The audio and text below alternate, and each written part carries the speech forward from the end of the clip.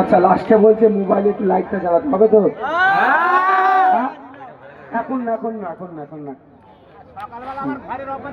আচ্ছা, আমি বলছি এই ঘরের অফার যা দিয়েছি, একটা কথা বলবো, যা পাচ্ছেন নিয়ে নেন, যা পাচ্ছেন নিয়ে নেন।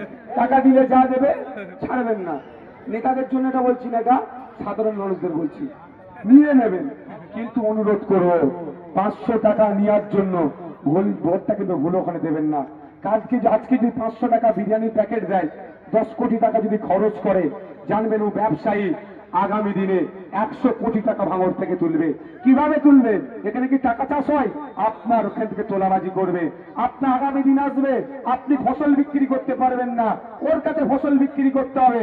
আপনি কাঠের ব্যবসা করেন, সোনার ব্যবসা করেন, যাই করেন, জমি জায়গার ব্যবসা করেন, সবে থেকে তোলাবাজি করবে। তাই আপনাদের বলবো, ভুল করো, জোড়া ফুল পদ্ম ফুলে হাত দেবেন না। ওই জোড়া ফুল পদ্ম ফুলের এক্সপায়ার হয়ে গেছে, ওদের সার কাটাতে ফেলে দিন।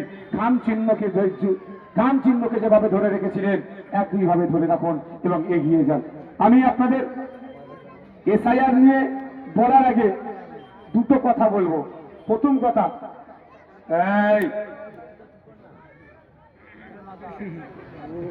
দুটো কথা বলবো।